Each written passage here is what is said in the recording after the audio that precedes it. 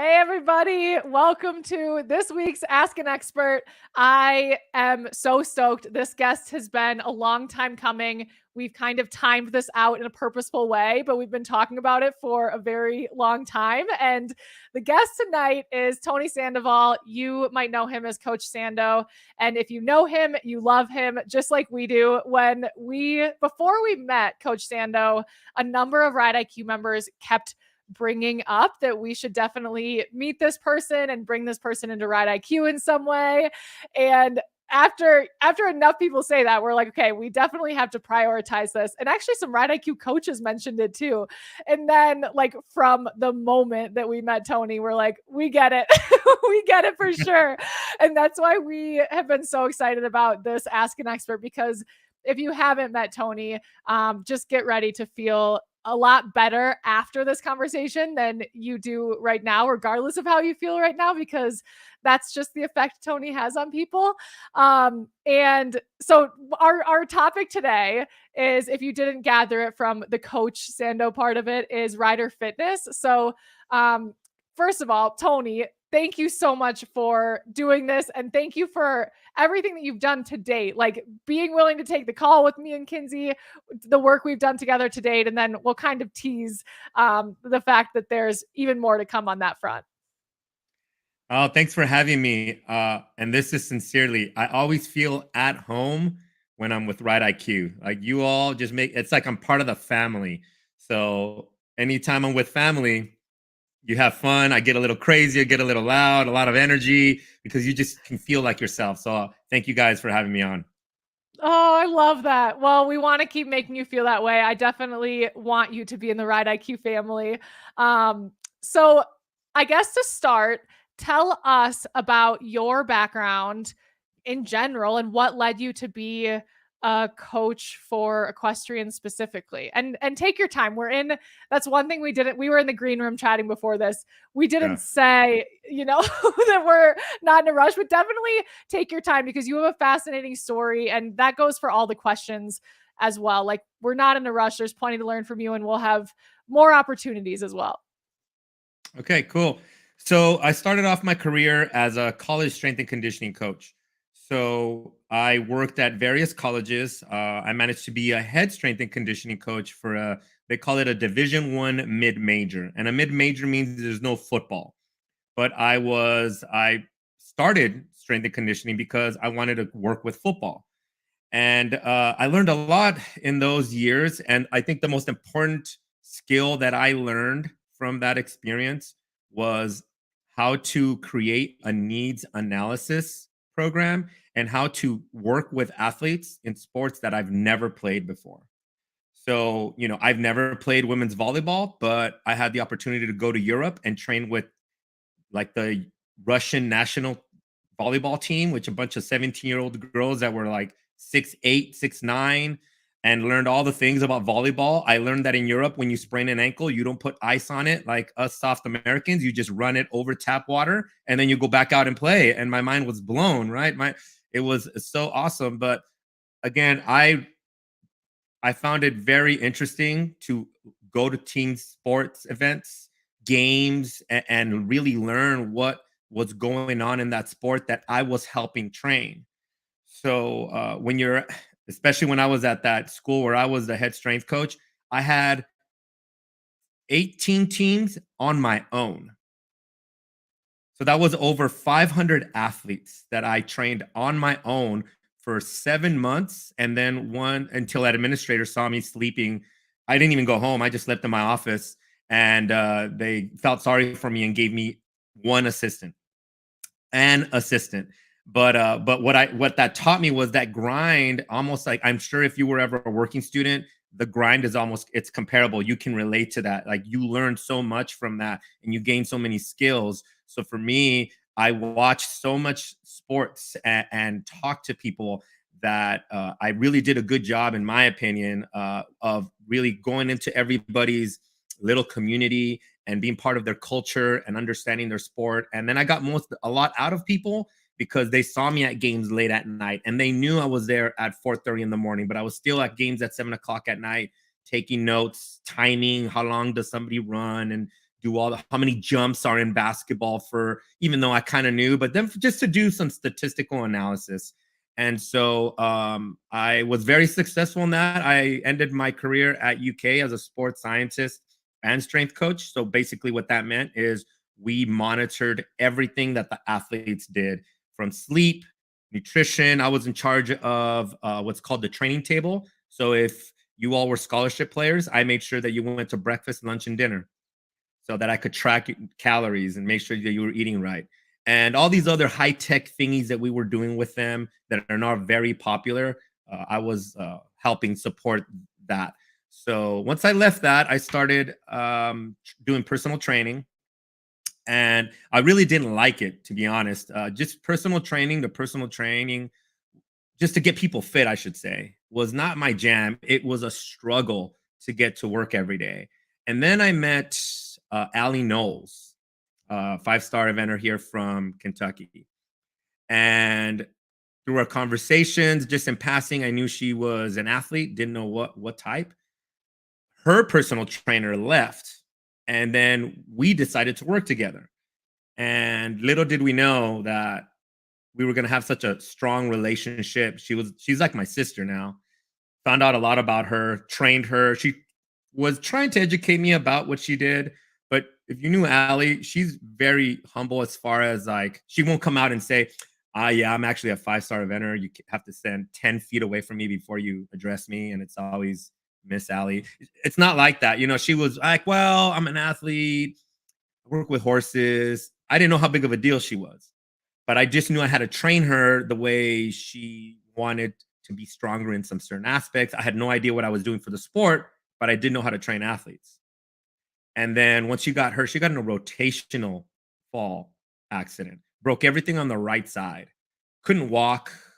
And she didn't trust physical therapists because in her experience, they were always just cookie cutter, bring out a sheet, check all the boxes. And she wanted to get on a horse again, and she was afraid that she wasn't going to be able to. So she entrusted me, which that was not my role. I had never done that. So I had to learn, get educated from a lot of my friends that had done these things before. And I got her back on a horse in 6 months, walking like in 2 months, from like crutches to no crutches. And I had the videos, and somehow I lost them because these are like cool videos that I could always look back on and have no idea where they went, but we're neither here nor there on that one. But that's how I started. She was really happy that she was as strong as she was when that happened. And there's another rider here in town. Her name is Alexa Ehlers Thompson, and she was a nurse. And so when she found out about Allie, she made sure that she was on the surgery team because she wanted to make sure that things went well. And Alexa told me that the doctor said if this woman didn't have as much muscle mass as she did, she'd be dead. So to me, when I got told that, it was like, whoa, mind blown. It was very interesting because it's not like I made Allie gain 20 pounds of muscle. It was just very dense athletic muscle, which is very beneficial in every sport. So I know people think like, wow, all that muscle, riders shouldn't be bulky. It wasn't like that. Allie was just very, very dedicated to being strong. And so she actually lost some inches strength training. But that piqued my interest. Like, could I help other people like Allie? And Allie was like, yeah, but yeah, people that ride horses are really more into their horses than they are themselves. And I took that as a challenge.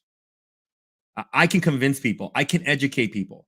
I can fire people up to make sure that they understood the purpose of that. And she was kind of like, I know you can, but I know my people, and my people are not going to accept you with open arms like you think they are.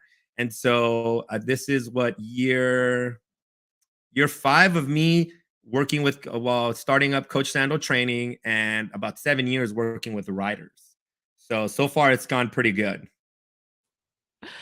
It is so amazing. And right now I'm having deja vu because you and I and Kinsey went out to dinner together in Georgia at the USEA convention.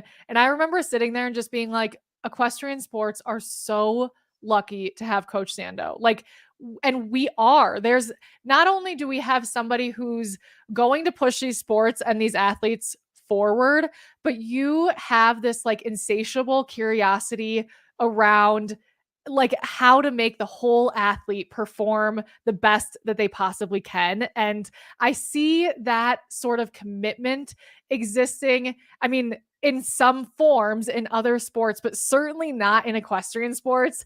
And like you're right, if there's anybody who can motivate equestrians, which I'm can understand where Allie's coming from, of course. Like it's it's a group that has, we have our ways and a long history.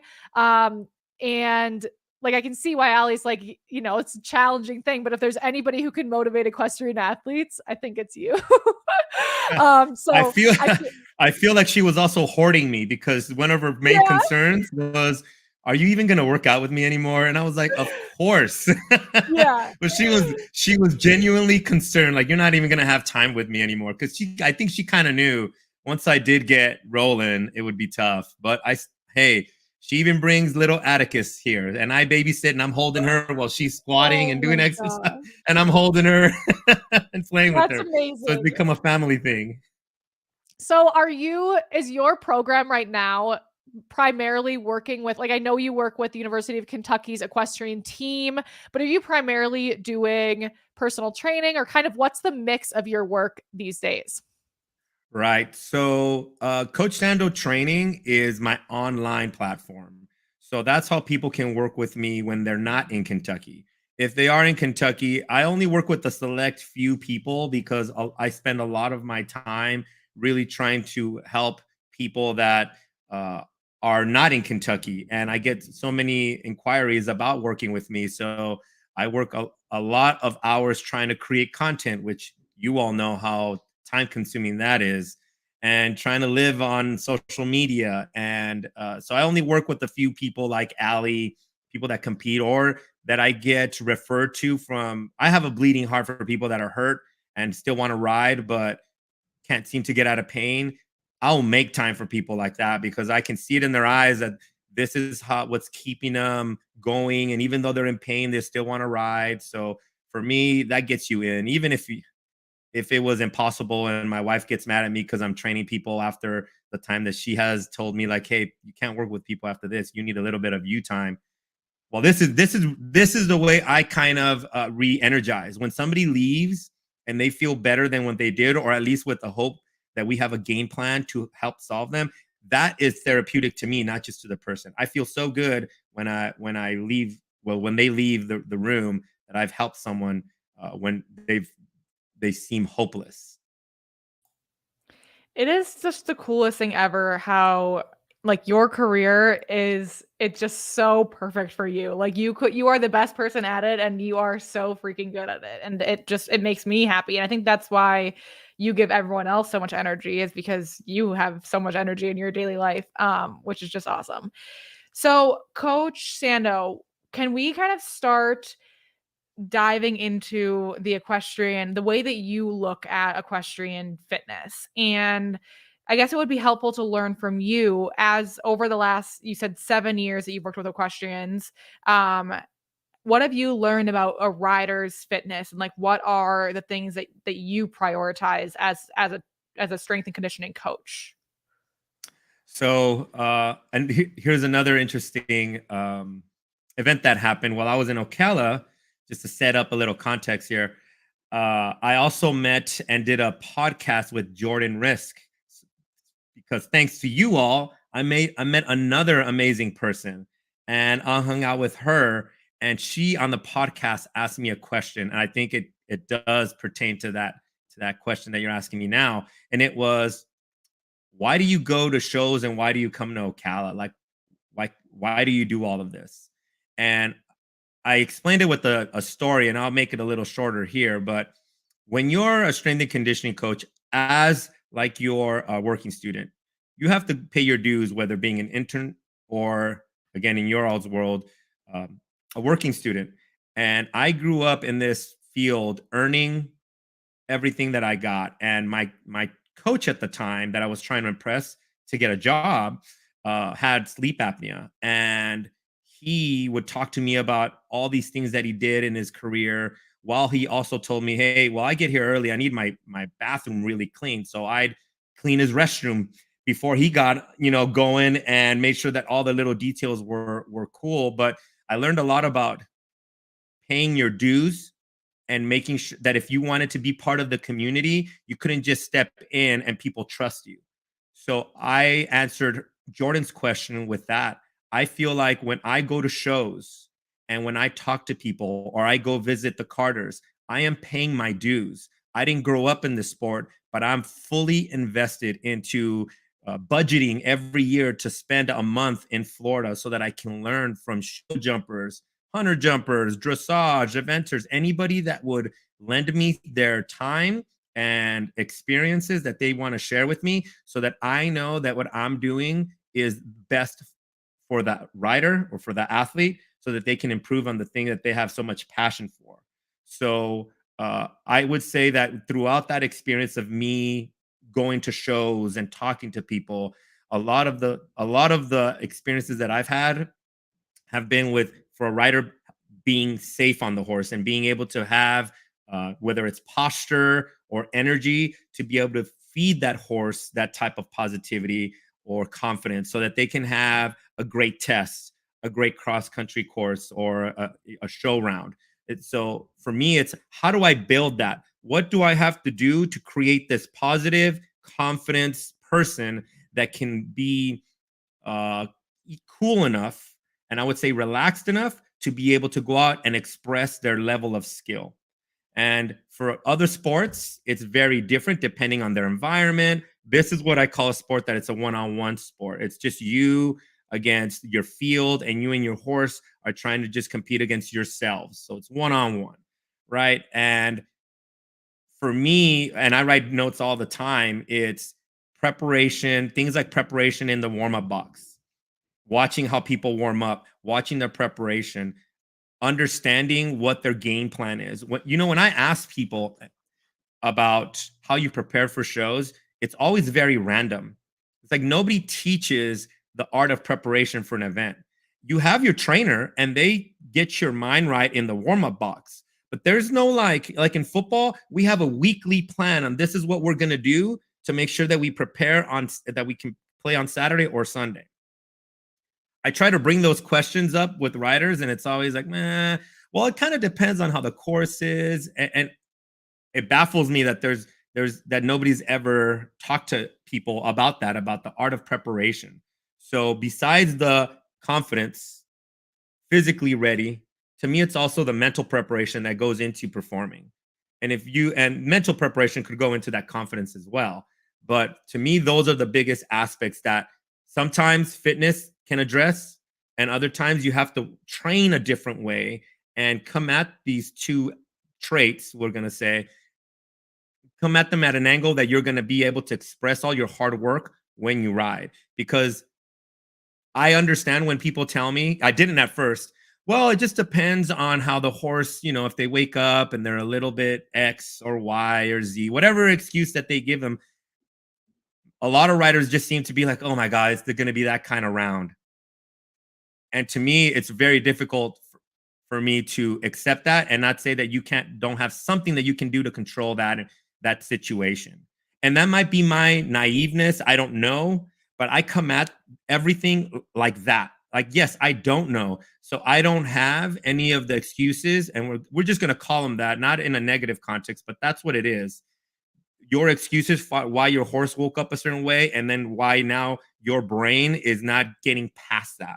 Because in sports, that happens. Maybe not on another mammal that you're competing against that you can't communicate with you, but the field, your bus, you might wake up and feel sick or something may happen, but people manage to work through it. And to me, it's understanding how I can best help the athlete, especially if I'm there at the show, helping my clients, helping them so that they can perform the way they plan to.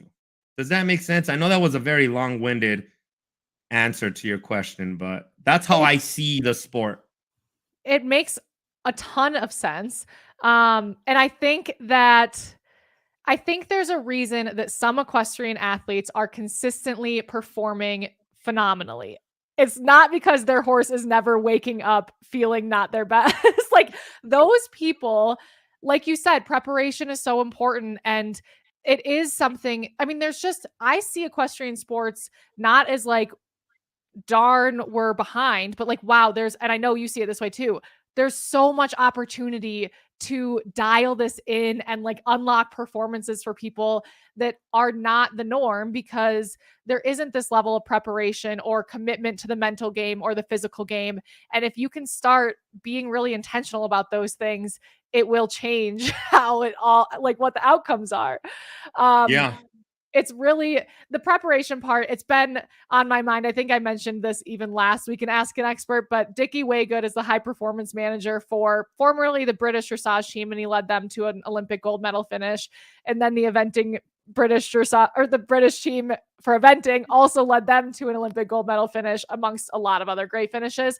But he said, you need to have a system and the discipline to stick to that system, and the outcomes will work themselves out. And I think that's exactly what you're talking about, is this preparation is the system. I'm curious, when you help people put in place that plan or that preparation, what are the different elements that go into it in an ideal world, knowing that, I mean, I guess I should say in an ideal world, but also knowing that I'm sure a lot of your clients are like adult amateur riders who have a lot of demands in addition to the time that they can dedicate to preparing for horse sports. So kind of, yeah, was that a clear question? Yes. Yes. So I would say this, a healthy person, and healthy has a lot of different brackets, a lot of different categories. We're going to say a healthy person will help create a great rider or a healthy rider. So if I first don't start with making you as a person mentally a little bit healthier, creating good habits so that you can withstand the stressors of riding. Everything's a stressor, right? So we have to learn how to manage it. So if I don't become the manager of your stress, give you good habits, make you healthy and have good wellness, then I don't care what exercise I give to you, it's not going to transfer to performance. So to me, it's always about the person. Let me understand your day by day. What stresses you out? Work, kids, significant other. Let's see what we can do to help create an environment where you're going to be consistent with the habits that I need you to be consistent with, like sleep or drinking water. Let's see if how can I help you become a little bit more organized in your day so that you can fit in your training program, your workouts. And then how can we track these things over time so that you can say in a month, maybe I had 12 sessions lined up and you did 10. Great, because the month before you were at 0. So that way I can start building this system that now you can start buying into that will help produce results. Another part of that is the education of learning how to accept the process, because a lot of people that join my system at first are all or nothing mentality. I'm either going to do the whole workout or I'm not going to do it at all, because somewhere along the lines we learned that is how champions think, all or nothing. And what they don't see is the actual champion, they go through the same process of learning how it's not all or nothing, how it's small steps that get you to the Olympics, we're going to say. Because when I work with Olympic people, we have to build up a program for 4 years. 4 years. Imagine someone come to you and say, I'm going to plan your whole life for 4 years so that you can be ready for the Olympics.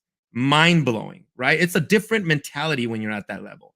So what I try to do is at a micro level, start to work with people to make sure that they understand how to be consistent with training. Because if they can't even be consistent with that, and I build them a great program, but they never open the app, is it a great program? No, it is not a great program. So for me, it always starts with the person. That's really interesting. And it's nice also to have permission from you that it's not all or nothing. It's not like success or failure in the gym today. It's like, this is part of a larger picture. I read Atomic Habits recently at the recommendation of one of our members, actually. And one of the examples that the author gave was when somebody's trying to start a routine, if it's a fitness routine, like his suggestion was just the first thing you do is go to the gym every day for 5 days or whatever it is, but like literally just walk in the door of the gym and then walk out. Like that is how you're going to make a sustainable habit or like if you're like, I've really wanted to adopt a meditation practice that I'm like proud of myself for and that I feel like is really being effective. And I was in the boat of like, if it's not 20 to 30 minutes a day, I'm failing. And in the book Atomic Habits, it was like, do it for 90 seconds. And it's a hard thing to get your head around. But if you can believe that there's a process here that's going to lead to something that's more effective, then it's a little bit easier to take that approach. So Tony, when you start with clients, are you starting to work on these different facets in tandem with each other? So you're like, would your initial suggestion to people be like, try going for a walk 15 minutes 3 times a week and drinking this much water each day, and then let's check in 2 weeks? Or how does the progression happen with somebody who's kind of like starting from the beginning, being intentional about their health and their physical fitness and wellness? That's a good question. So the way I do it is all concurrent to some extent, because the training level has to be dosed at a certain level that not only the body can handle, but the brain can handle. So if I give you training sessions that are very taxing mentally, it is very easy for your brain to go, do we really even want to do this? Is it really that important? And the answer usually for someone that's just starting off and getting that big of a dose is no. If you think about it, when people train horses, here's what I've noticed. That's the same thing. If you get a horse that's off the track, hasn't done a lot in a while, or just been, out grazing and pasture life for a long time, and you start them strong, most likely they are not going to be happy and they're going to let you know it. So for me, it's always these small little training dosages that I call microdosing, which has a pharmaceutical term as well. But that's what I do. I take this medicine and then I dose it every day, even if it's like 5 to 10 minutes, if it's 3 exercises that we deem are the most important ones. And then I start coupling on there something like water. That's it. Water. Don't shoot for 94 to 120 ounces. Where are you at now, Jessa? Well, I drink about 24 a day. Tomorrow you're going to drink 30 ounces. Only add 6 ounces. It's not even a cup. That's fine. But those 6 ounces were not in your day, period. So now we're adding them. And then throughout the week, that's 42 more ounces. And now we're getting somewhere. So I teach people the art of microdosing to get to where you need to be. Now, people want to get to their endpoint faster. And there's where I'm also really clear with people. This is not the 8-week program. Get fit in 14 days. That to me, fitness, maybe you can get there in 14 days. Performance, you absolutely cannot, because performance, there's an inherent understanding. It takes time. And anybody that can get there faster, then that's the goal, to get you there faster. Is not, to me, because of my profession and where I came from, they're not investing in the time for you to learn, to fail, and then to learn from your failures and then grow. Because in sport, that's what happened. I have to try to create an environment with my training programs that mirror your journey in riding, learning how to have a high level of frustration tolerance so that you don't get so mad at your horse when they're not doing the things that you're asking them to do, but maybe not asking correctly, right? So we have to have that. We have to have the ability to learn how to self-assess. You'd be surprised, or maybe you all wouldn't, when I ask a rider, hey, if I go and watch someone, how did that go? Oh, that went great. What was your goal? When it starts with that means you probably didn't have anything. You just went out there and didn't have a goal, which may kind of lead to ride IQ in there, right? Like having a little process. But to me, I have to teach these people these things, because it's, again, I come from where I treat people like athletes. If you were in a sport, you are an athlete to me. I don't care if it's 73-year-old Beth that is just trying to ride her horse a couple times a week. There's still performance in there. And when they come train with me, I hold them accountable to that. And most people like it. Just like when we were younger, we kind of thrive that discipline. And even though we don't like it, but we need it. It's the same thing when I work with people, because they know sometimes I'm more invested in how well they ride than they are. And so then they have to match my intensity, because you're not sliding through the cracks when you're working with me, or at least I won't let you forget about it, that I'm asking. If I find out you have a lesson, I will text you at night. Hey, how did that lesson go? So it's always going to start from there. It's always going to start very small. Let's make sure that we get the important things down, whether it's water, whether it's sleep, whether it's learning how to meditate for 30 seconds. On your if you have an Apple Watch, they have a mindfulness app, and they have like a breathing deal on your watch for a minute. Just sit there and just breathe in, breathe out. That to me is mindfulness. That to me is meditation, because if you can focus on something like breathing, you are learning the skill of how to create focus. And then when you lose it, because you will inevitably, it's meditation is not the power of focusing. It's the skill of losing focus, noticing that you did, and then coming back to focus.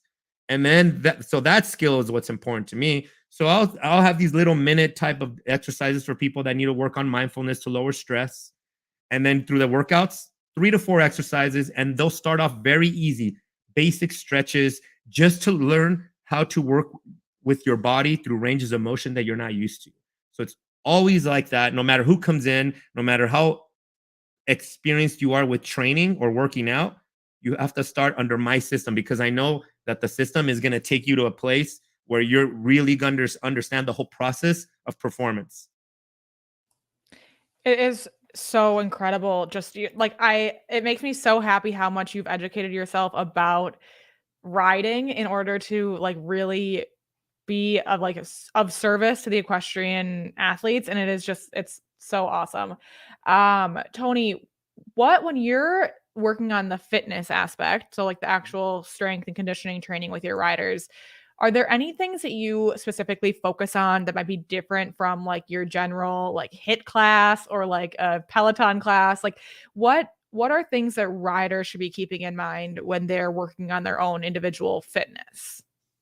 So the first thing I would say that riders need to do, and I have this system that I call my online program. It's called Equistrength Development System. And there's 4 pillars to that. And the acronym is RAMP.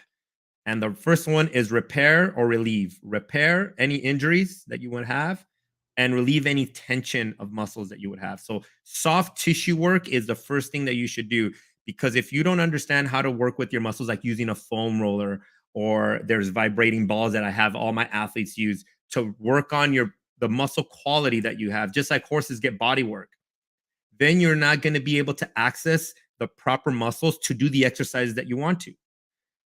After we get out of ramp, then it's activate. So now we're starting to really understand through some exercises, some proper warm-ups, how to get the muscles that you want to work. Because again, when I work with riders, it's a world of compensations, or I call them strategies that you're used to. You might walk around and your shoulder might be up higher because you had an old injury. You wouldn't even know about it until I took a picture and said, look, you see yourself? You see how this looks? And most of the time they're like, wow, I really do have something going on there. So for me, activate, make sure that the muscles are working accordingly. M is movement. Now we're getting into rewiring your body to move specifically for exercises. And then P, that's the performance. That's when we start targeting, learning how to do exercises that are going to work with your core, but in 4 ways. Anti-extension, which means not hollowing out. Anti-flexion, which means not tipping forward. Anti-lateral flexion, which means not collapsing. And then anti-rotation, which means not twisting I'll say not twisting your saddle, because I always say that, but not twisting in general. So learning how to control your forces with your core is super important. So the next thing I'll always work on with riders is breathing. And I think I'm making a post. I don't know when I'll release this. I don't know when it's scheduled. But I always, when I'm in lessons and I'm listening to trainers always yell at their students, remember to breathe, or core, use your core. You need to use your core more. What I've figured out is, and I try to help, is if you breathe better, your core automatically activates. So you can cut out that cue, because when you start thinking about squeezing your core, everything gets tight. So that's not the proper cue for athletes to understand. Like when I used to teach track and field, if a sprinter I knew wasn't having their core engaged, I wouldn't tell them, hey, engage your core when you're running. they're only thinking about one thing, running fast, not their core. But I would say, hey, breathe. I want you to breathe forcefully. And when you breathe forcefully, that engages the core. So for riders, it's just not teaching them how to breathe properly during the program. So they go, hey, my abs are working when I'm breathing. Boom. That's what you need to take to the saddle, because that you'll always understand how to use your core. So diaphragmatic breathing, there's other types of breathing that you can do that riders can really enjoy and see the difference in their saddle. And then the next thing that I like to do is I like to train the full body like an athlete. So I don't focus on like leg day, which is a super fitness thing to do. Leg day, chest day, arm day, ab day, cardio day. We try to do everything at one time because A, it saves time. That's the big thing for a lot of the riders. But B, it improves your coordination. Like your body has to go through so many exercises. Now, to me, the king is always going to be your trunk and spine, which lead into your lower body. So those are the two areas that I try to focus on and try to pick exercises that they start in basics like planks. But I don't do a plank because it transfers. I'm using air quotes. There's no such thing as sports specific exercises. The only sports specific exercise to riding is actually riding. But a plank is a basic exercise that it teaches your body how to give yourself some good tension while learning how to breathe. And I know a lot of people that I've overheard over the years talk about the plank and riding, like you ride upright. Why are you doing ab exercises horizontal? You're thinking too specific. You have to start broad and work, yes, on your fitness levels to begin with. So planks, side planks, using planks and lifting your legs, using planks and lifting your arms, learning how to control your body is a great way to start. If you can't get into those positions with power and a lot of postural stability, when you start doing other exercises, you're going to lose it. So that is the benefit of using planks in my professional opinion, is understanding how to engage your core and how to breathe through it, not just squeeze it. You got to learn how to activate it while breathing. If you can do that, now you can start doing exercises for the lower body. Here's the thing that I always start with riders. Before, it wasn't my method before, but working with riders, you kind of change your methods to match what's going on in the environment. But I started working with them more on basics instead of what we call bilateral exercises. I started using unilateral exercises, which were one leg at a time, because riders come in with so many, we'll say, asymmetrical patterns because of them being hurt, having a low back that hurts, just riding in general, that one leg is so dominant than the other that if you did like a basic squat, you'd always be sliding over to one side or hitching your hip higher on one side. The way you ride is the way you squat. And the way you squat, I can tell the way you ride. So especially if you're like posting, from somebody squatting, I know how their post is. So I always try to get away from the squat and do other exercises to offset some of those compensations and give them better strategies. So I always tell people, if you're going to start with some single leg exercises. You can regress some things.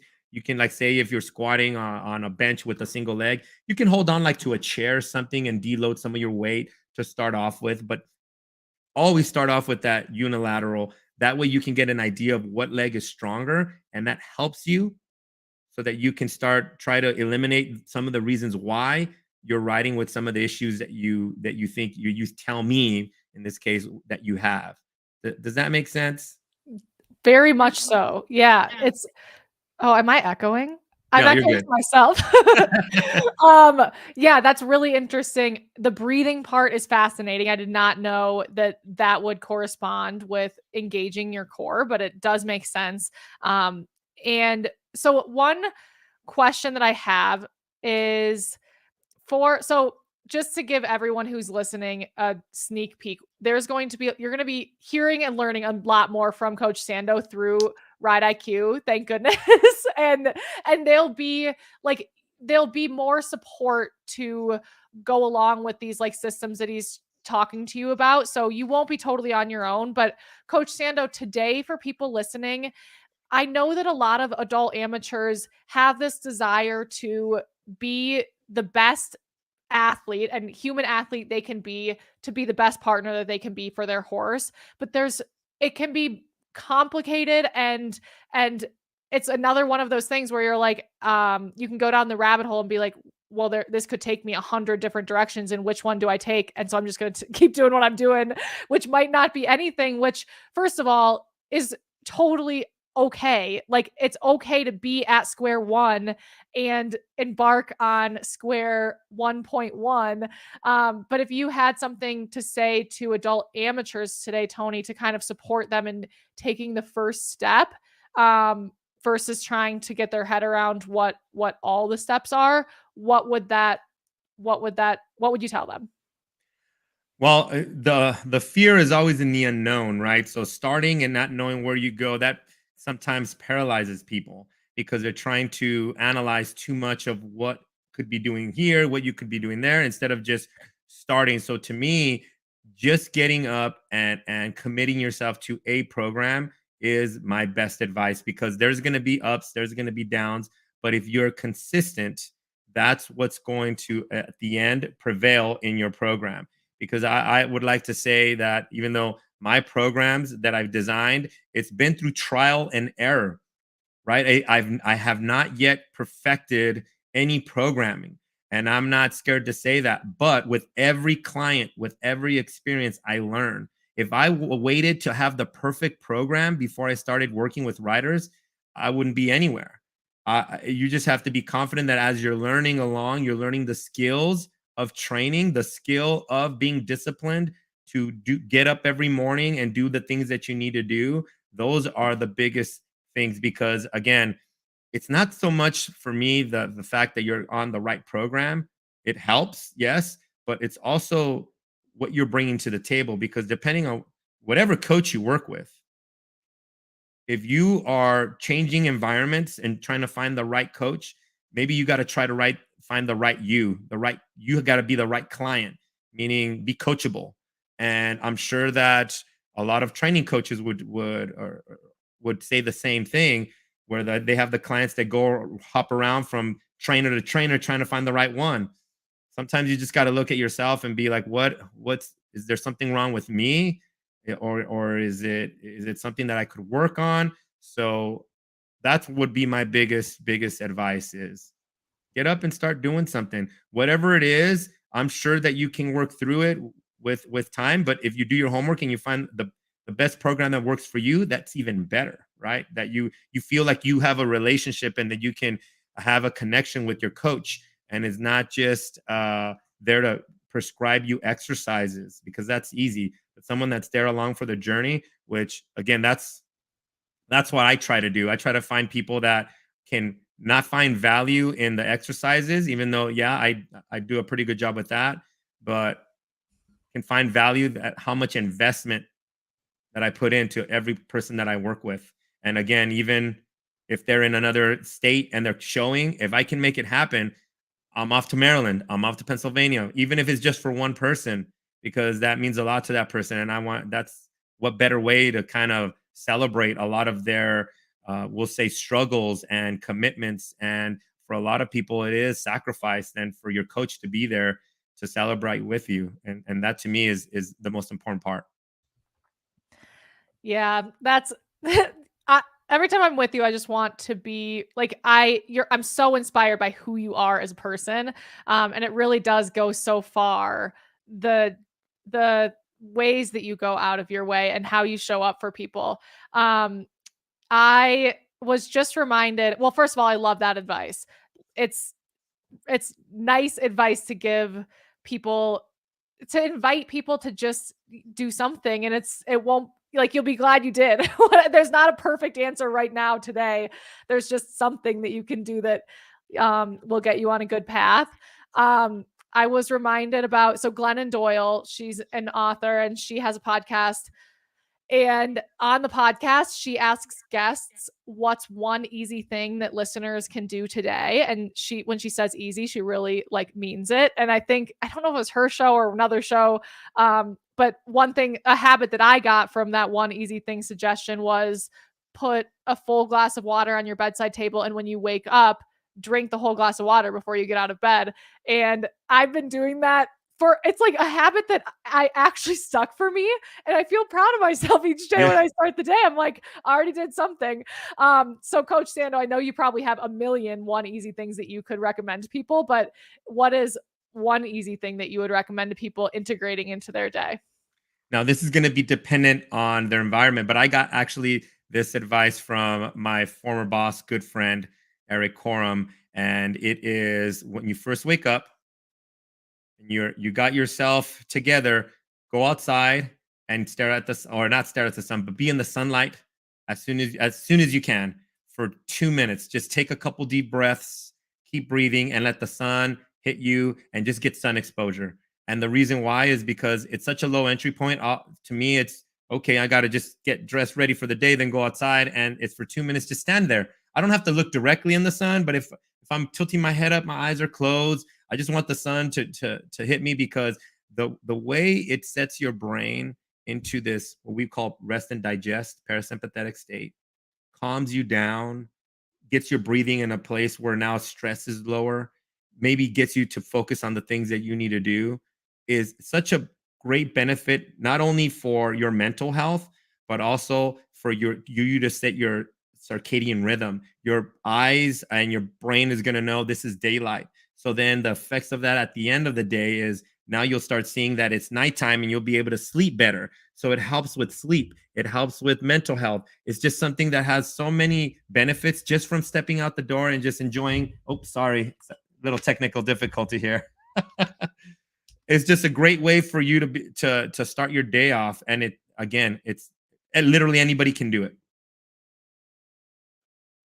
I love that tip. And I was just thinking about it. It's been raining here for like a week. And I'm like, man, every day I walk out in the morning and I'm just like huddled down and I'm like cold and raining. And I'm like, I need some sun. It really does make a big difference. So this one is a selfish question, but I'm sure a lot of people can relate. And how important or how much do you emphasize flexibility when you're working with riders? Because I mean, growing up as a rider, I know I've just never been a flexible person. And I feel like part of that is because you gain a lot of muscle and then you're not really doing a ton of stretching. What is your approach to that? So that's an awesome question, because this is something that I've been working with and fine tuning for riders. Because when I used to work with dancers, cheerleaders, their flexibility is insane, but their flexibility was very important for what they did, right? It matched their job description, or their performance description was to have these wide ranges of motion. Now, for riders, one of the things that I have been noticing is that if you focus too much on flexibility, then you get too lax, which means that you're not going to create enough tension when you need it, because you kept working on that flexibility so much. And most of the time when riders work on their flexibility, it's called a passive approach, meaning you will just lay there, relax, or use a band and pull your leg up, or someone helps you stretch. There's no effort to that. What riders need to understand is that you need to have an active approach to stretching and being flexible.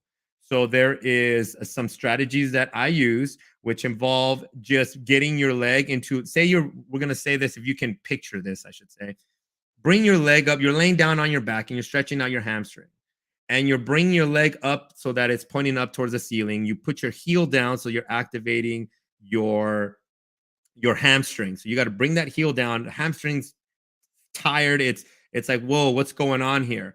You bend your knee and you straighten your leg. And the next time you pull your leg a little bit further, and then you bend your knee again and you straighten your leg. So now you're actively moving your flexibility in a place where you can use it. Because if you can pull your leg all the way back, but you can't get it there without any help, that is not flexibility that you own. But that's what a lot of people will work on when they're trying to be more flexible. So everything that you work on is trying to be things that you own, range of motions that you own. Because if you can own it, that means you can control it.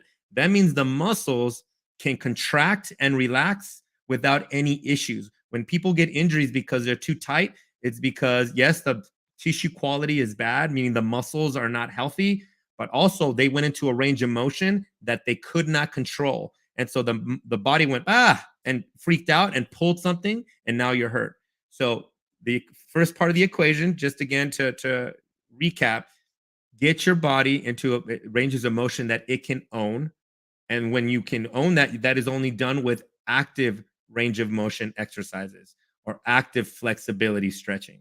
And again, that simple leg straightening or leg kick exercise is a great one to start off with, because when people are tight, they're usually tight in their hamstrings or their hip flexors.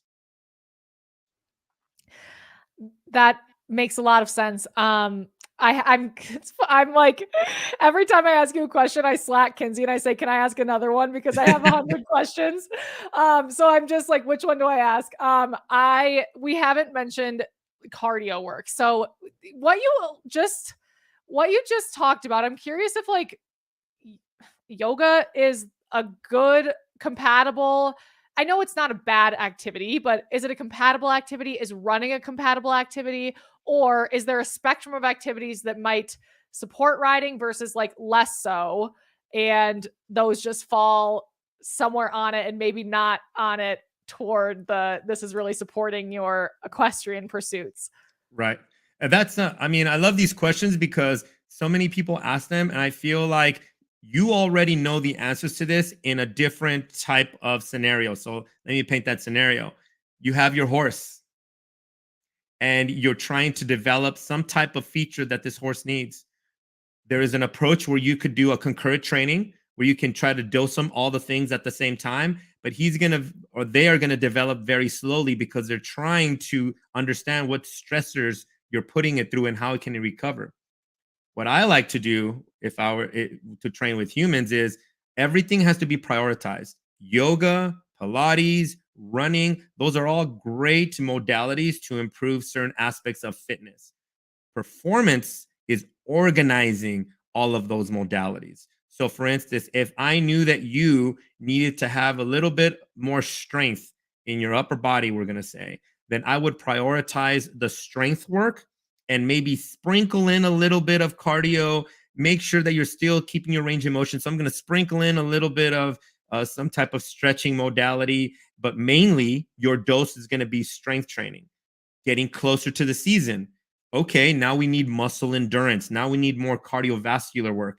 I am going to dose you heavy with muscle endurance, cardiovascular. I'm going to sprinkle in strength training because you still need it, but we don't have to touch it as much. We just can have like a day every 14 days of strength work, but the rest of the time it'd be like higher volume that you can recover from in exercises, doing a little bit more high interval training with sprints or long, medium distance, whatever you feel comfortable with, and then still having that flexibility towards the end of the week. That way you can still recover better. So I know when to use these modalities. So I don't want people to think like strength training is it. All Coach Sando does is strength training. No, what we do is organize training. And that's the big difference between fitness and performance, is that you have to understand when to do it and how much of it, because you think about your body like a cup.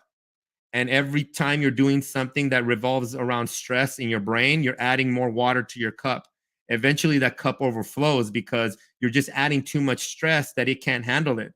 My job as a high performance manager, just like the person that you had on, that was one of my roles in college, is to be able to talk to the trainer, talk to the doctor, talk to the nutritionist, talk to the school counselor and myself to see where the stress is coming from that we can manage so that this kid doesn't drown in stress.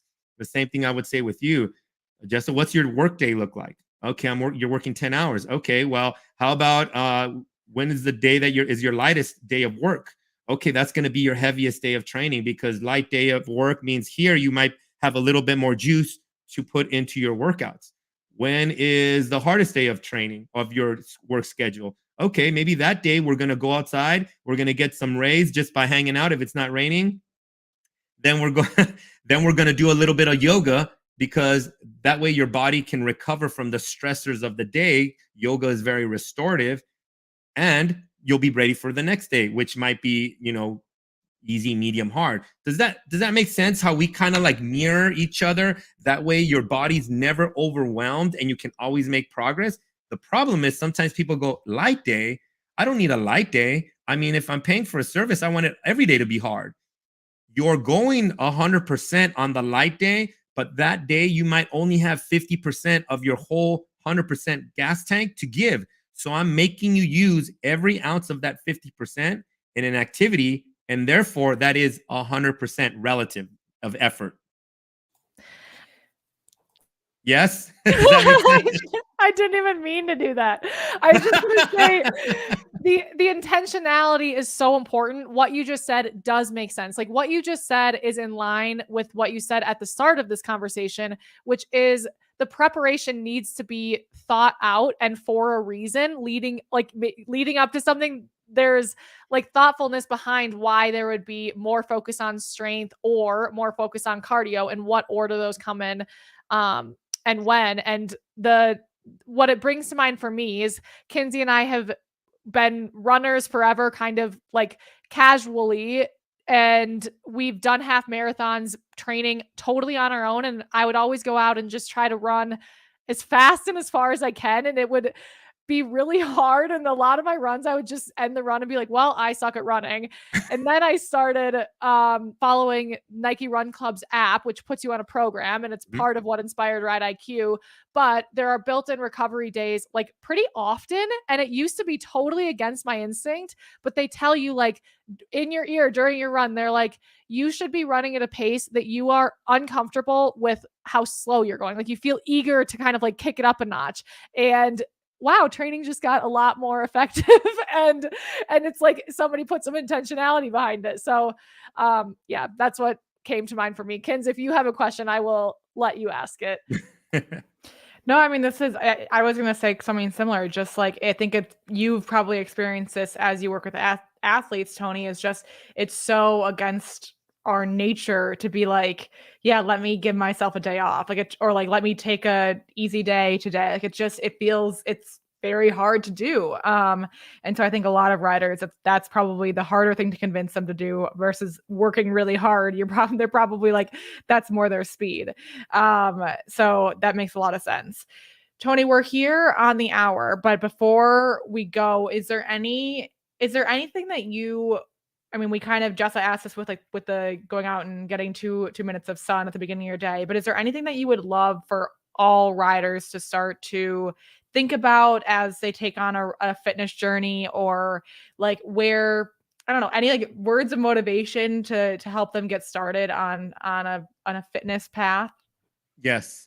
I think that, well, there's these knee-jerk reaction answers that I always want to try to tell people because it's the easy part. But I think what people want to know is what's the real part, not the easy part, the real part. And the real part of any advice that I give now with riders that are barely starting is to make sure that your goal, you have it in mind, but every day is a new day for you to make small progress.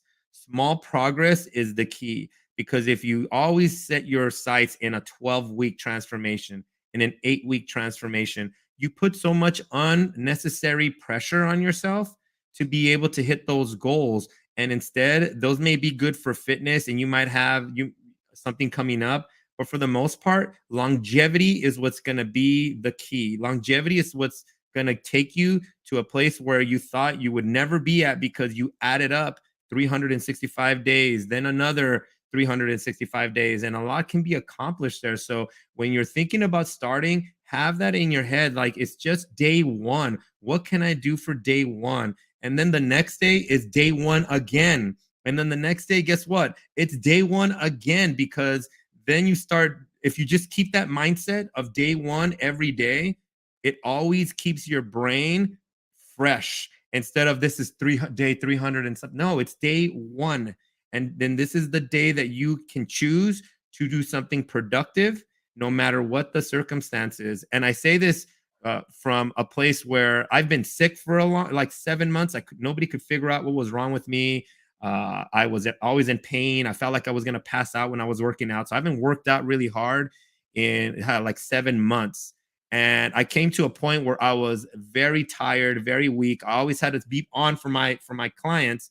But at the end of the day, I mean, I was crawling upstairs to go to sleep. And what I finally started believing was my day one.